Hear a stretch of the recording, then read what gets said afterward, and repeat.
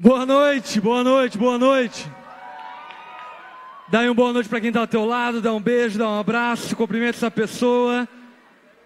Agradece ela por ter escolhido esse lugar. Vocês estão animados para hoje? Deixa eu fazer essa pergunta novamente. Vocês estão animados para hoje? Amém. Agora vamos aquietar nosso coração, faça silêncio.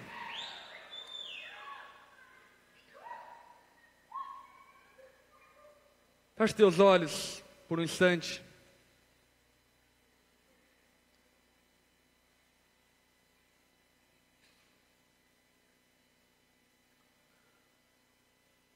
Espírito Santo de Deus,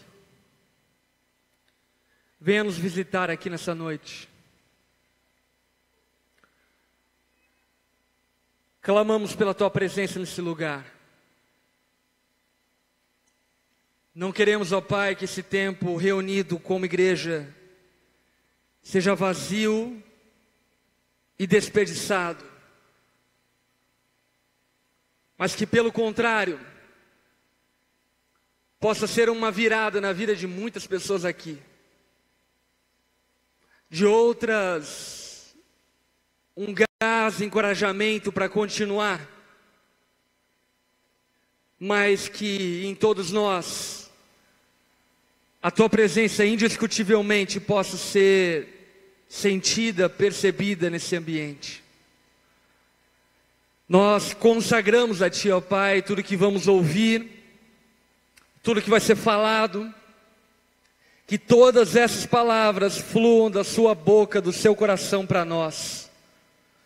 Nós abrimos nosso coração a Ti, Jesus, e pedimos a Ti, pelas Tuas mais ricas misericórdias, que o Senhor fale novamente conosco, e dá-nos, ó Pai, entendimento, revelação de tudo que vamos ouvir, que entendamos profundamente, de maneira espiritual, cada palavra proferida aqui, e que no fim dessa noite o Senhor seja glorificado em tudo que fizemos aqui nesse ambiente.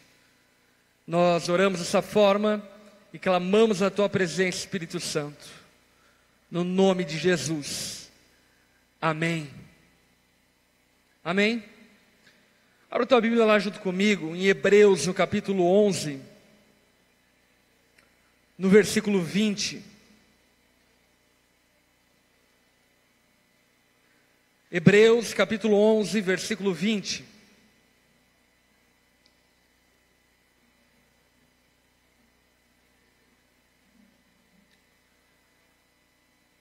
A palavra nesse versículo nos diz: pela fé, Isaque abençoou Jacó e Esaú com respeito ao futuro deles.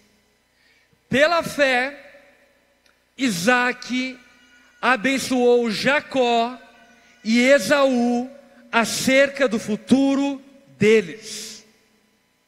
Uma passagem muito interessante, porque ela está falando a respeito de um herói na fé, Isaque, e que ele foi tornado herói da fé por um episódio que esse versículo está declarando. E o episódio que destaca Isaque como herói da fé é o momento que ele abençoa os seus filhos. Eu não sei se você lembra dessa história em Gênesis, mas é o momento onde Isaque se camufla de Esaú. Você lembra dessa história? Ele pega uns pelos de cabrito lá e coloca nele, e ele disfarça ser Esaú. Então, por disfarçar ser Esaú, Isaque já era cego, e ele toca Jacó, e tocando Jacó ele diz: é meu filho Esaú, eu vou abençoar ele. Então Isaque abençoa Jacó de maneira trocada, porque a bênção pertencia a Esaú e não Jacó. E Deus diz que pela fé Isaque abençoou a pessoa certa. E esse texto, no mínimo, ele me deixa um tanto quanto perplexo, porque se existe um detalhe que nós devemos trazer em relevância acerca desse texto, é que no momento que Isaque abençoou seus filhos, ele estava cego. Repete comigo: ele estava cego. E por estar cego, ele abençoou a pessoa certa. Isso não é loucura? Ele se torna um herói na fé porque ele estava cego e abençoou a pessoa certa. E ele só abençoou a pessoa certa porque ele estava cego. Mas a verdade que esse texto está declarando é que Isaac estava enxergando com outros olhos. Isaac não estava avaliando o filho que deveria ser abençoado e ganhar a bênção da primogenitura por aquilo que ele via com seus olhos naturais. Mas ele abençoou o filho certo por aquilo que ele via com os olhos da fé. E eu fico pensando que talvez se Isaac estivesse vendo, talvez ele não faria aquilo que Deus queria que ele fizesse. Eu fico pensando que talvez Isaac, se pudesse ver que na verdade era Jacó ali, não Esaú, provavelmente Isaac rejeitaria abençoar seu filho. Deus, ele tinha um plano para o povo dele que viria a partir de Jacó. E para que isso acontecesse, Isaac precisaria abençoar Jacó. Mas ele só abençoou porque estava cego. O que me faz entender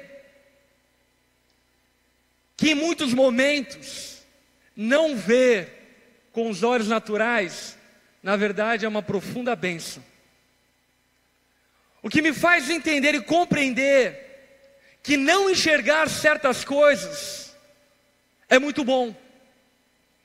Porque no final das contas, eu e você devemos nos guiar não por aquilo que os nossos olhos naturais veem, mas aquilo que pela fé Deus nos diz. Obviamente que isso eu não estou dizendo para você que você deve cegar os seus olhos. Mas o que eu quero dizer é que existe uma realidade muito maior, muito mais ampla, muito mais superior do que a realidade que nós podemos enxergar. A vida é muito mais do que nós podemos ver. E por vezes o fato de nós vermos limita a cada um de nós de enxergar aquilo que nós não podemos ver. E aí então chega Hebreus e diz que o justo viverá pela fé. Repete comigo, o justo viverá pela fé.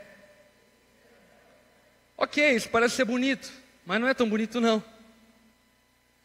O que esse texto está evocando é que o justo não vive por aquilo que vê, mas ele vive por aquilo que crê. Você está entendendo? O justo não vive por aquilo que ele toca, por aquilo que ele percebe, por aquilo que ele visualiza. O justo vive por meio das suas convicções. E isso de certa forma nos confronta em muitos momentos da nossa vida. Porque em muitos momentos da nossa vida, as circunstâncias dizem para nós que nós não devemos ir, mas Deus está dizendo vai. Em muitos momentos da nossa existência, a nossa visão, os nossos olhos estão dizendo fica, vai dar problema. E Deus está dizendo vai filho, enfrenta. Mas você olha para o teu problema, olha para o desafio, olha para aquilo que está à tua frente e diz não, é muito grande. E Deus está falando, ei, avalie os teus desafios não por aquilo que você vê, mas pela fé que você tem. Avalie aquilo que está à sua frente, não por aquilo que os seus olhos concluíram, ou por aquilo que as suas mãos concluíram, mas avalie aquilo que está à sua frente por meio da fé. O justo vive por meio da fé. E Isaac foi considerado um homem extraordinário, um homem de fé, um herói na fé, pelo simples fato de ele ser cego, e isso ter sido uma bênção na vida dele. Porque por ele ser cego, ele fez exatamente o que Deus queria. Quando eu paro para falar a respeito disso e pensar acerca dessas coisas, me faz refletir acerca do fato de que Cristo nos convida a enxergar as coisas com outros olhos.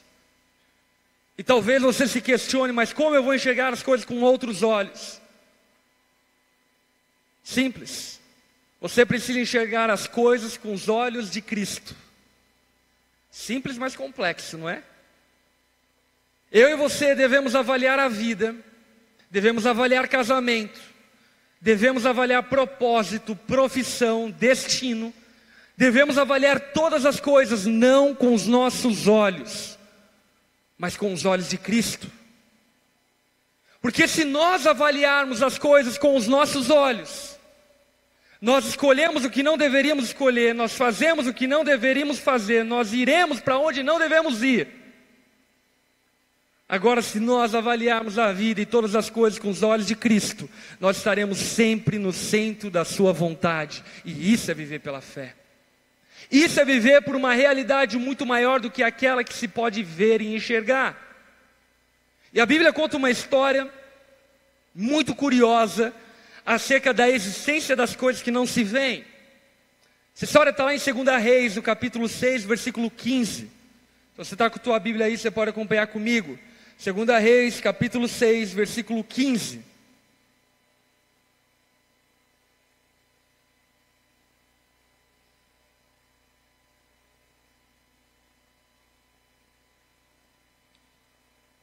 Segunda Reis 6:15.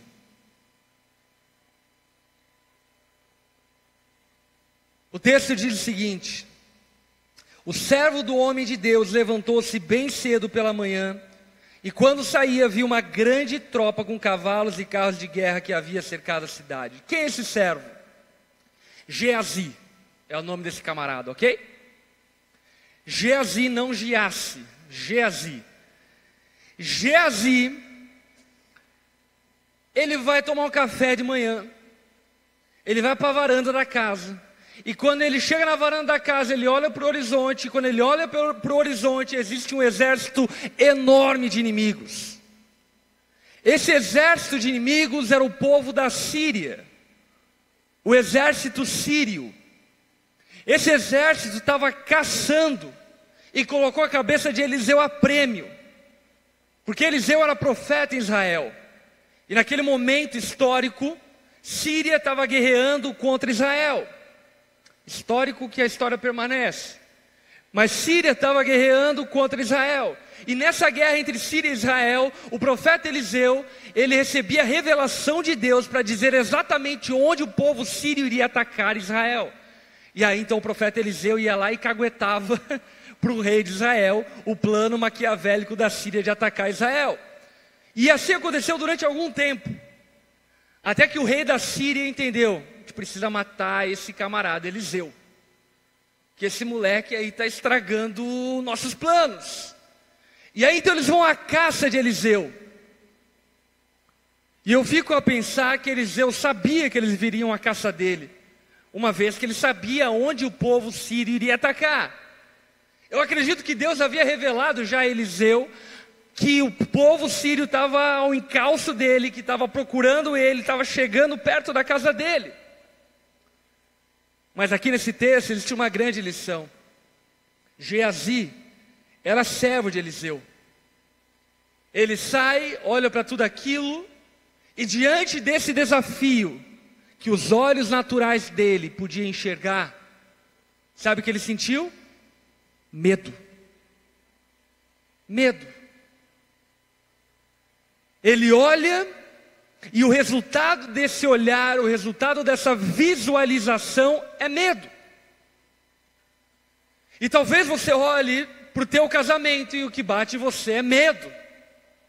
Talvez você olhe para o ano de 2018 e o que bate em você é medo. Talvez você olhe no espelho e o que bate em você é medo. Talvez você olhe para os teus desafios, para aquilo que está ao seu redor, e tudo que você sente é medo. Obviamente, porque quando nós limitamos as nossas atitudes, as nossas ações por aquilo que vemos, nós sempre seremos amedrontados. Sempre seremos amedrontados. Lembra de quando Jesus estava no barco com seus discípulos? O apóstolo Pedro estava lá, então apareceu um fantasma, todo mundo ficou com medo. Pedro imaginou que seria Jesus, Jesus falou: sou eu, cara. Então Pedro esqueceu que ele estava no meio do mar, esqueceu que estava uma grande tempestade ao seu redor, e tudo que ele fez foi sair do barco e caminhar sobre as águas em direção a Jesus. Por quê? Como Pedro conseguiu andar sobre as águas?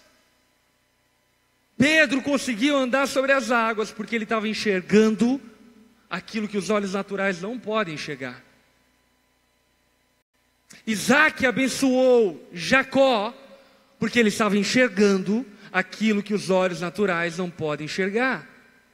Davi enfrentou Golias porque ele estava enxergando aquilo que os olhos naturais não podem enxergar. Eliseu está sendo coagido e ele não se amedronta porque ele estava enxergando aquilo que os olhos naturais não podem enxergar. Ao contrário de Eliseu, Geazi fica extremamente amedrontado, perplexo, cheio de medo. E ele exclama dizendo: "Ah, meu Senhor, o que faremos?"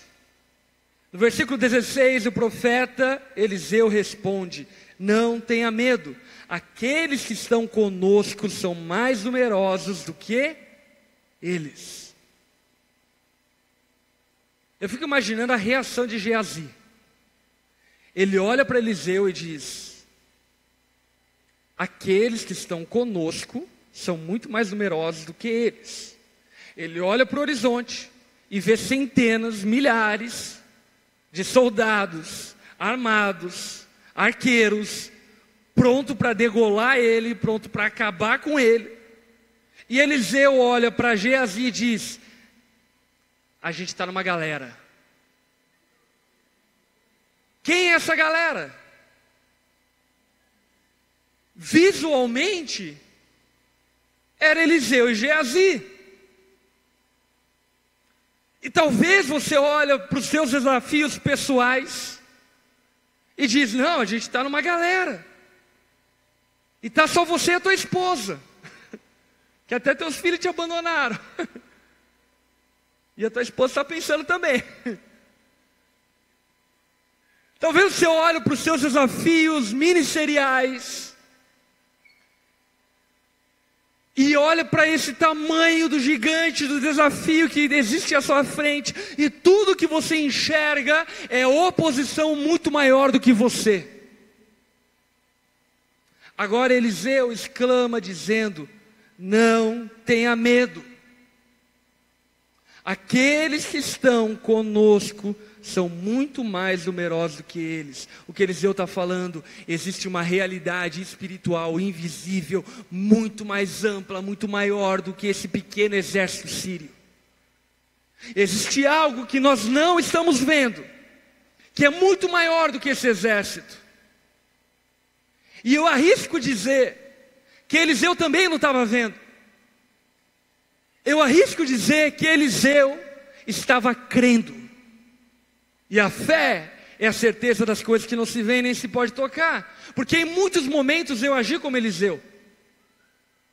Em muitos momentos a Lara chegou para mim e falou desesperada com a esposa: "Ah, tal negócio não vai dar certo." Eu olhei para ela e falei: "Fica calma, está tudo sob controle." Mas isso era só pela fé, velho. Porque não tinha nada sob controle. O bagulho estava fervendo, o negócio ia estourar. Vários momentos dentro da igreja eu reagi dessa forma.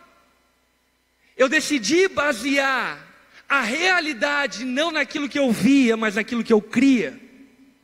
E quando nós baseamos a realidade naquilo que a gente crê e não naquilo que a gente vê, sabe o que acontece? A gente vê o impossível acontecer. A Bíblia fala que antes de haver luminares, o que Deus disse? Haja luminares. Antes de haver luz, o que Deus disse? Haja luz. Depois você vê a luz, antes você fica com a palavra. O que eu quero dizer é que a equação de Deus é que sempre a palavra dele vem antes daquilo que você pode ver. Sempre a confiança no invisível vem antes de algo se tornar visível. E é justamente a fé no invisível que chama à existência as coisas que não se podem ver. Um dia eu sonhei, eu vi uma igreja como nós estamos vivendo hoje. Mas sendo bem franco e sincero, visivelmente, aos olhos naturais, aquilo que nós vivemos hoje como igreja é simplesmente impossível que tivesse acontecido naqueles dias. Mas aqueles dias eu não optei a caminhar por aquilo que eu via, mas eu optei a caminhar por aquilo que eu cria. E a realidade da fé é muito maior do que aquilo que você pode ver. Isso me lembra um episódio que aconteceu na minha casa que transformou muito o meu entendimento. O Joshua, meu filho mais velho, tinha 3 anos de idade. Eu e minha esposa estávamos dormindo no quarto. O Joshua estava dormindo no quarto dele. Aliás, papai e mamãe, coloque seu filho para dormir no outro quarto, para você brincar de papai e mamãe. Só um paralelo. O Joshua estava dormindo no outro quarto, e dormindo no outro quarto, ele despertou de noite. Ele abriu a porta do meu quarto, desesperado, cheio de medo, ofegante. E ele falou: papai, tem gente no meu quarto. Eu falei: gente no teu quarto, moleque? Você está numa brisa aí. Ele falou: não, tem gente no meu quarto, tem gente no meu quarto. Eu falei: e quantas pessoas eram? Ele falou: tinha 3 pessoas no meu quarto, pai. E aí eu perguntei a ele como que eram essas pessoas. Ele disse: eu não consegui ver, era muita luz, eu não consegui ver. E eu perguntei: você viu alguma coisa? Ele falou: eu olhei para os pés deles e tinha um que estava de sandálias. Eu falei: me conte mais. E eu perguntei a ele: filho, o que eles falaram para você? Pai, eles disseram o seguinte: nunca tenha medo, porque nós sempre vamos estar com você. E eu lembro que eu abracei meu filho e falei: filho, que inveja de você, cara. Vamos lá para o teu quarto. Meu filho, ele teve uma visão, mas não uma utopia, não um devaneio. Ele teve uma visão clara daquilo que acontece com todo aquele que crê em Jesus. Eles têm anjos e existe o Espírito Santo que está ao nosso redor, guardando e cuidando de cada um de nós, guiando os nossos passos para que a gente não tropece em pedra alguma. Existe uma realidade muito maior, muito mais ampla do que aquilo que nós podemos ver. Eu não pude ver, meu filho viu. Mas o fato de meu filho ter visto, com 3 anos de idade, obviamente não ter, elucubração, nem jogo de cintura para mentir uma coisa dessas, com certeza aquilo aguçou minha fé. E a partir daquele dia, eu comecei a viver na consciência de que existem anjos ao meu redor me guardando, em tudo que eu fizer. Então bora descer a montanha-russa. Bora enfrentar os desafios da vida. Por quê? Porque a realidade daquilo que não se vê é muito maior e muito mais ampla do que aquilo que se vê. Amém? Geazi não podia enxergar, mas Eliseu creu nisso. E por ter crido nisso, olha só o versículo 17. Eliseu orou: Senhor, abre os olhos dele para que ele veja. Preste atenção, em nenhum momento do texto, o texto fala que Eliseu via. O texto diz que Eliseu cria. E quem crê não precisa ver. Quem crê, a fé é suficiente para enxergar o que não se vê. Mas Geazi não cria. E Eliseu então ora por Geazi e fala: Deus, permita que Geazi enxergue isso, para que ele pare de amarelar diante do desafio, para que ele não sucumba em meio à pressão. para que ele avalie as coisas com a ótica da fé e não com a ótica dos olhos naturais. Então, naquele exato momento, Geazi teve os olhos abertos, teve os olhos espirituais abertos. E diante dele, ele olhou e viu as colinas cheias de cavalos e carros de fogo ao redor de Eliseu. A pergunta que eu te faço é: aquela multidão, aquela colina cheia de carruagens, de guerreiros angelicais ao redor de Eliseu, estava antes ou somente depois que Geazi enxergou? Sempre esteve. O problema de Geazi é que ele não cria nisso.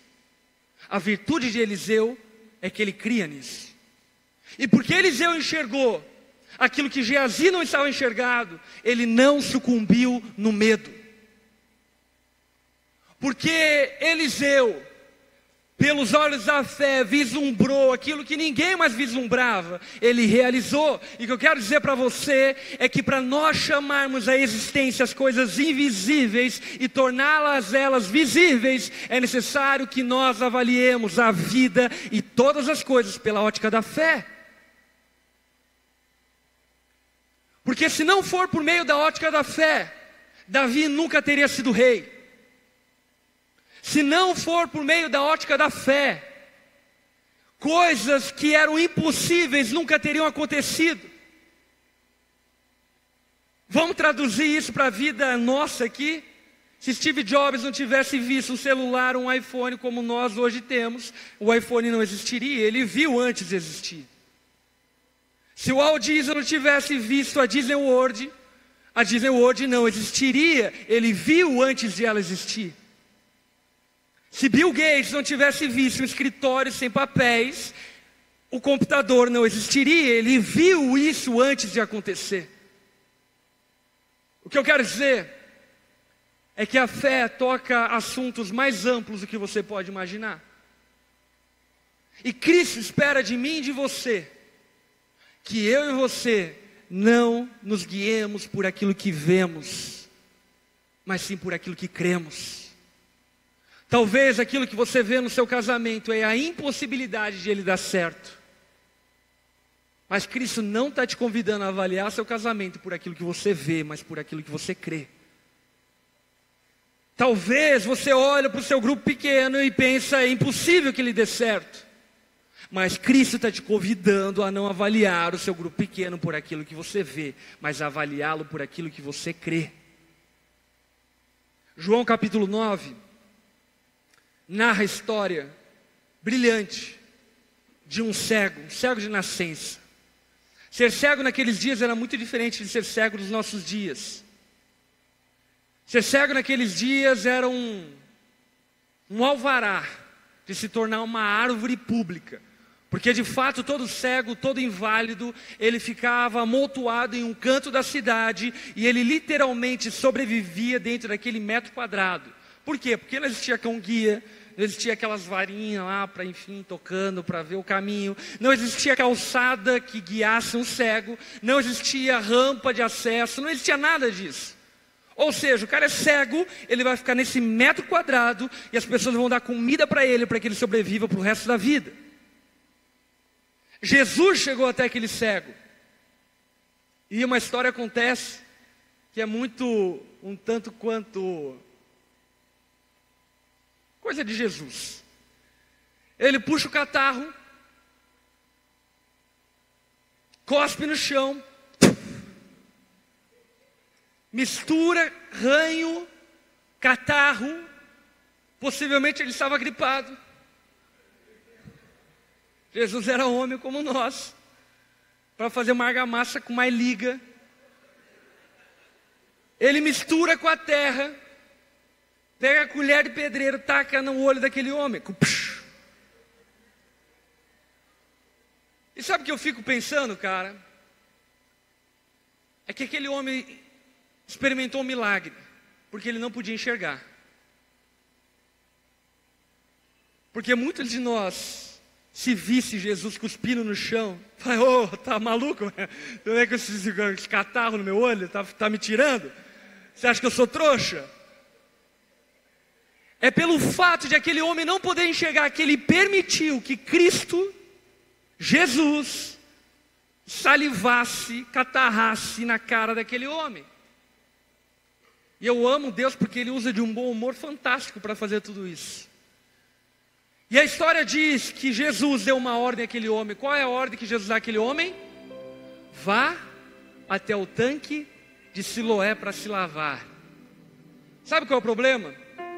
O problema é que nesse exato momento, quando Jesus está conversando com esse homem, ele está na beira do muro das lamentações. Ele está em volta da muralha de Herodes. A distância entre aquele episódio e até o tanque que Jesus pede para que ele se lave era longa. Ele tinha que atravessar a cidade antiga de Davi.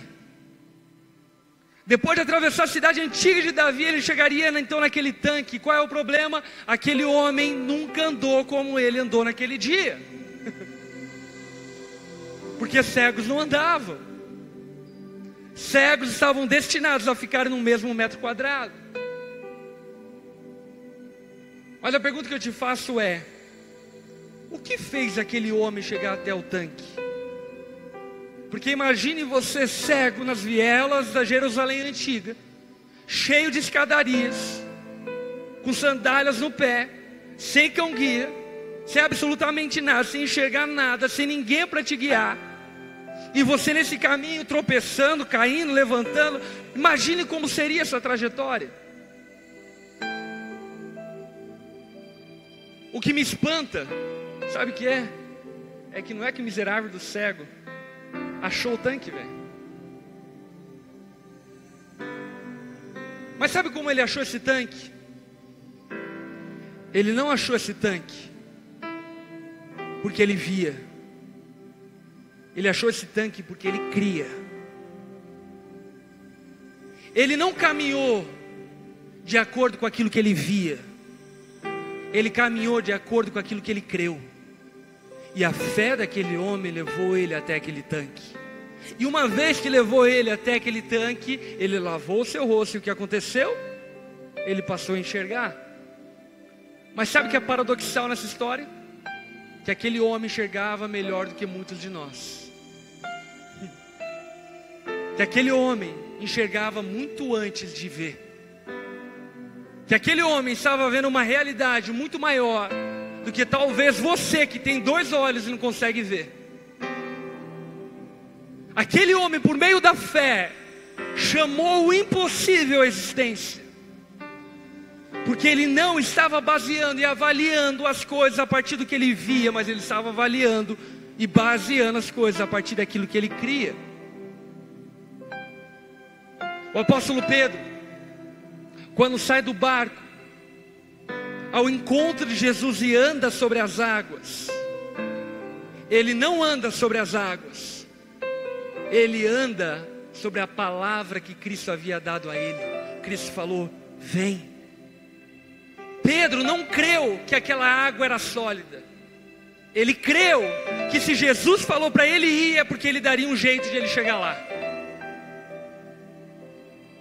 E o que eu quero dizer é que eu e você, tendo nascido de novo e tendo sido o corpo de Cristo, eu e você devemos viver pela fé, não por aquilo que vemos, não por aquilo que tocamos, mas por aquilo que cremos. E me espanta o fato de muitos de nós ser igreja, ter nascido de novo, mas avaliar as circunstâncias da vida, da política, do mundo com olhos naturais. Me espanta o fato de muita gente frequentar a igreja semana após semana e continuar concluindo coisas acerca da vida com olhos naturais. Se nós decidimos caminhar pela fé que devemos caminhar, e caminhar pela fé é caminhar em direção ao inimigo, mesmo que os nossos olhos digam não vai, mas pela fé a gente está dizendo Deus vai suprir, Deus vai fazer.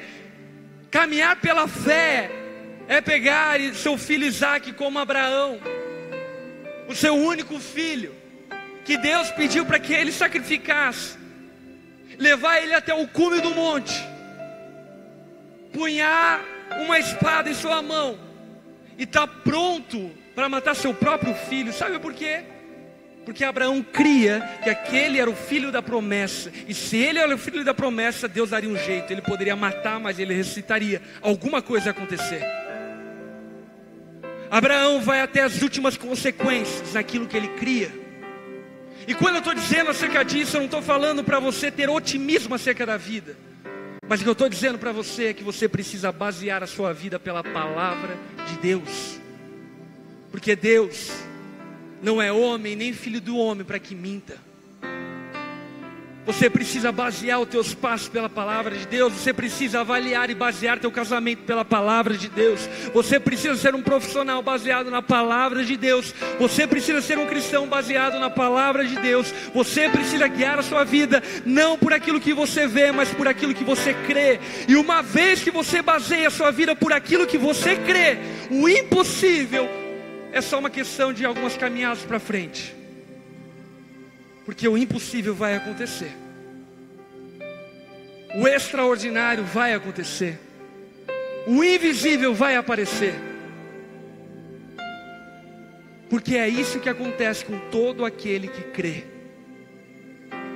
Jesus diz: aqueles que creem em mim jamais serão envergonhados.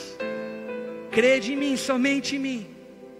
Na casa do meu pai existem muitos aposentos para vocês. Foi essa fé que fez Estevão sacrificar sua própria vida pelo Evangelho.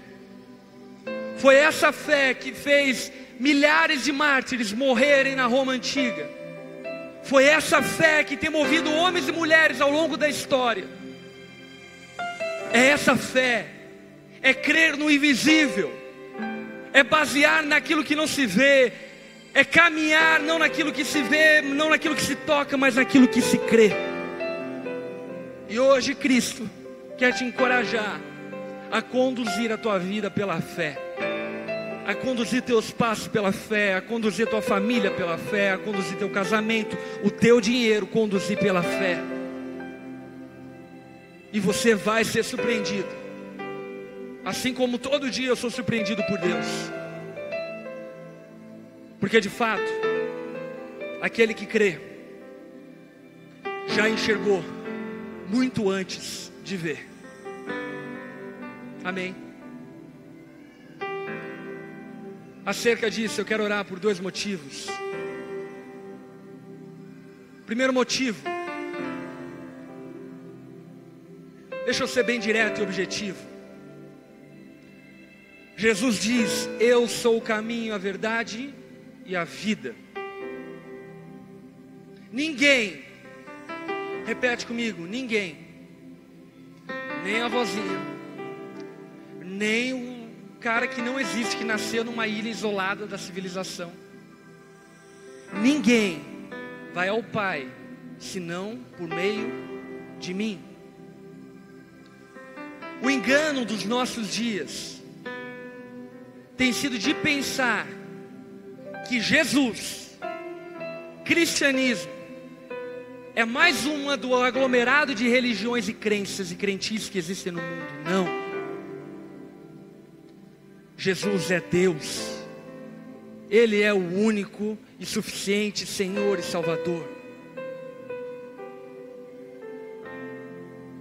E uma vez que nós cremos nele,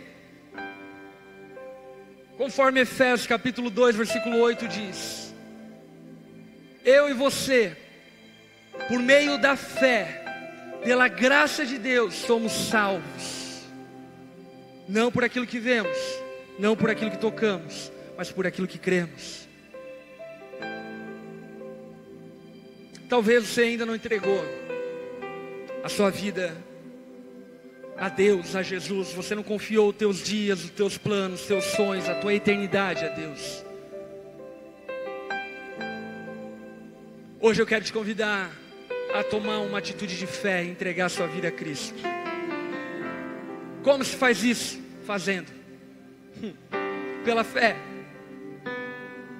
Você declara para Ele que a vida sua pertence a Ele. E tudo o que Ele espera de mim e de você é confiança nele. E o mais Ele fará. Quantos aqui têm experimentado esse milagre sobrenatural?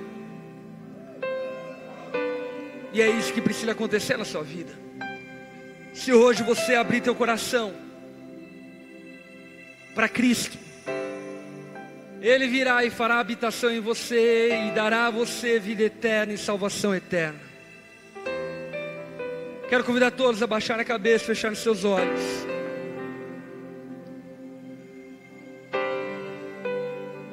Se o Espírito Santo está falando com você, talvez você nem saiba o que está acontecendo dentro de você, o teu coração está vibrando, a tua mente está dizendo, é isso que você precisa. Deixa eu dizer algo para você.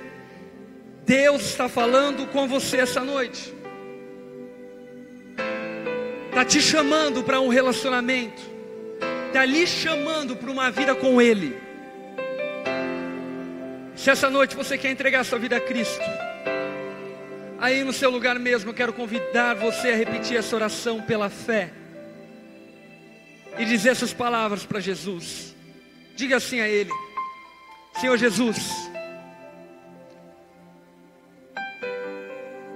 eu me arrependo dos meus pecados e eu reconheço que eu necessito de um Salvador. E nessa noite eu clamo a Ti, Jesus. Perdoa os meus pecados. Perdoa as minhas falhas. Tira de mim toda a condenação. Eu escolho viver pela fé hoje. E por isso, Jesus, eu entrego a minha vida a Ti. E Te recebo em minha vida como meu Senhor e como meu Salvador. No nome de Jesus. Amém. Todos de cabeça baixa, olhos fechados. Se você fez essa oração, eu quero orar por você. Queria te convidar a levantar uma das suas mãos no seu lugar, para que eu possa te ver e orar com você.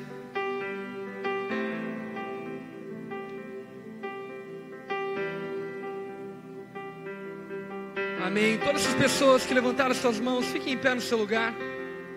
Nós queremos te abraçar e orar junto com você. Algo grande, lindo, extraordinário, muito maior do que você pode ver, está começando a acontecer na sua vida agora. Eu quero convidar os apacentadores da onda para irem até essas pessoas, abraçarem elas.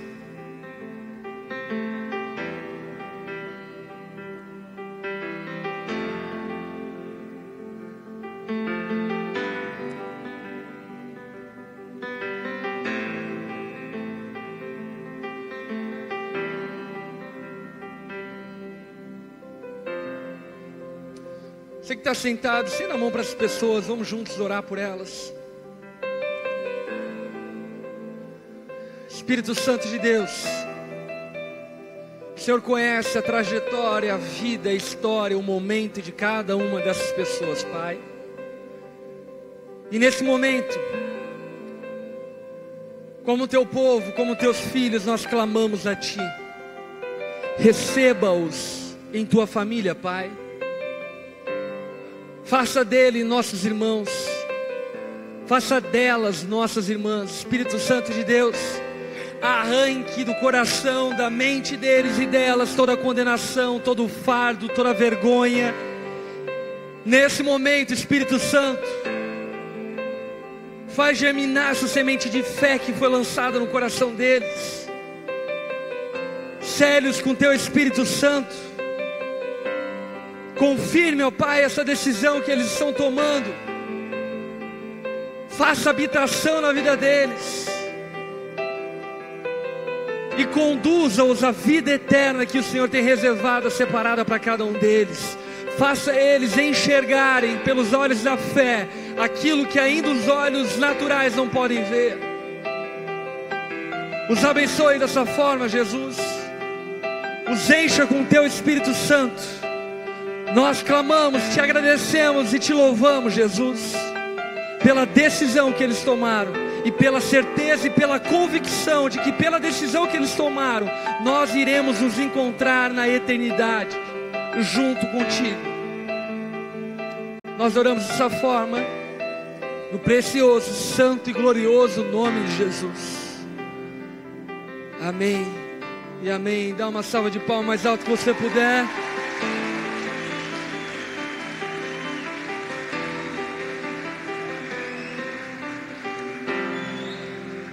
Você que tomou essa decisão, as pessoas que te abraçaram de alguma forma estão se dispondo a ajudar você a caminhar com você. Eu quero orar por um segundo motivo. E o motivo é, lá em Marcos capítulo 8, conta a história de um outro cego que foi curado. Jesus toca naquele homem e ele enxerga parcialmente. E aí ele fala: ei, você está enxergando? Ele fala: eu enxergo homens como se fossem árvores, meio que embaçado. Jesus toca nele e aí então ele enxerga definitivamente. O que eu penso é que a igreja, de modo geral, tem enxergado as coisas da fé parcialmente. E nós precisamos enxergar elas de forma clara, definida. Por que precisamos enxergar de forma clara e definida? Porque Cristo tem nos chamado para viver uma vida extraordinária. Mas para viver uma vida extraordinária, é necessário que nós vivamos além daquilo que nós vemos. Você quer que seu marido seja um homem incrível e que teu casamento seja feliz pra caramba? Você, marido, precisa enxergar uma mulher que você não vê. Você, mulher, precisa enxergar um marido que você não vê. Você quer ver o reino de Deus acontecendo no nosso meio, milagres acontecendo? É necessário que nós vejamos antes de nós enxergarmos. Sabe, você quer ver um paralítico andando, você quer ver um cego enxergando, você quer ver alguém, enfim, aprisionado em N situações emocionais, sendo liberta dessas situações. É necessário que você veja antes de enxergar. E é porque você vê que você ora. É porque você vê que você então toma ação. E é a ação que permite que Deus opere o impossível no nosso meio. Por isso, eu quero orar com você que se percebe vivendo pela fé parcialmente. Sabe? É parcial. É tipo assim: tem horas que eu vou quando eu quero, mas aí quando eu não quero eu já não vou mais. Por quê? Porque eu não estou vendo, não estou sentindo. Cristo quer levantar homens como Eliseu,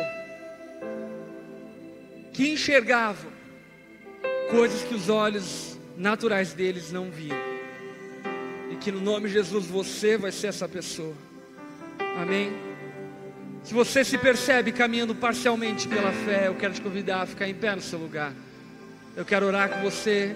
E como Jesus, eu quero colocar a mão sobre teus olhos espirituais e pedir que Deus te abra um pouco mais os olhos, para que você veja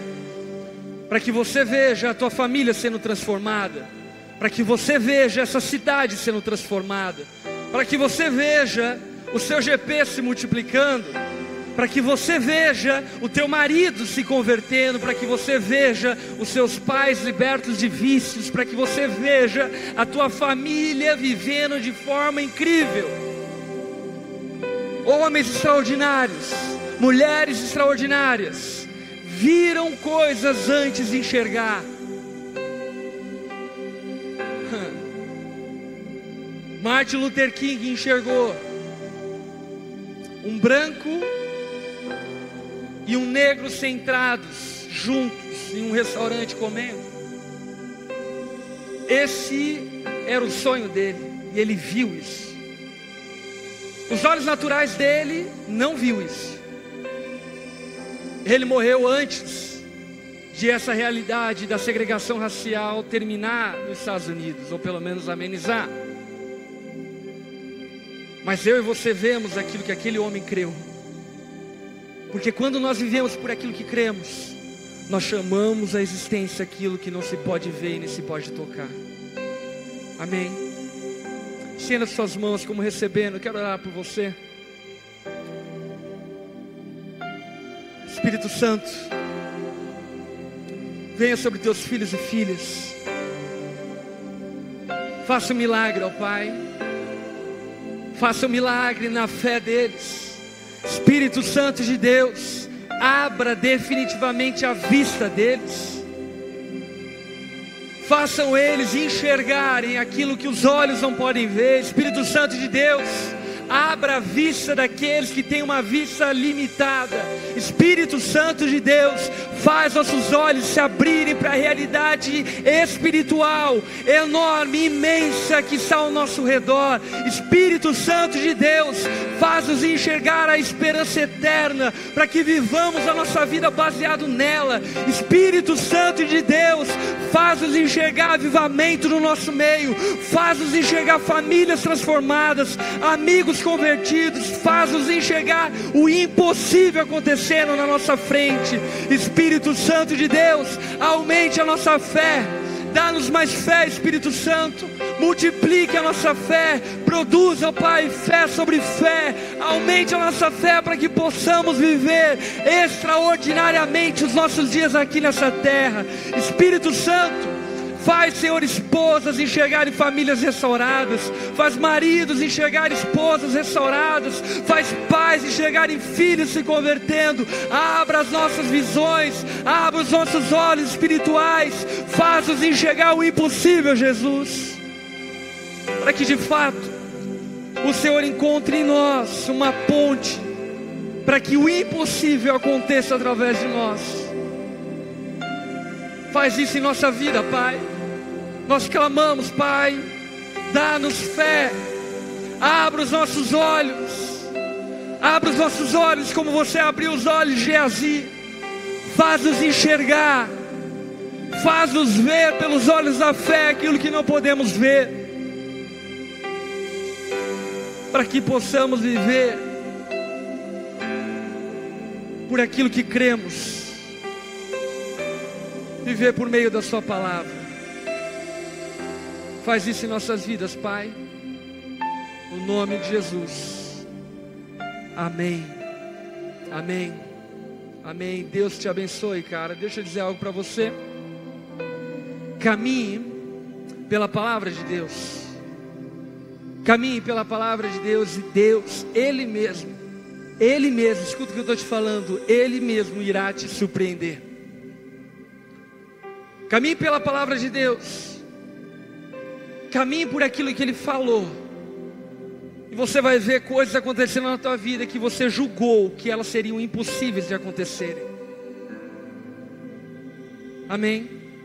Você recebe isso no teu coração? Dá um abraço aí que está ao seu lado, diga a essa pessoa: viva pela fé.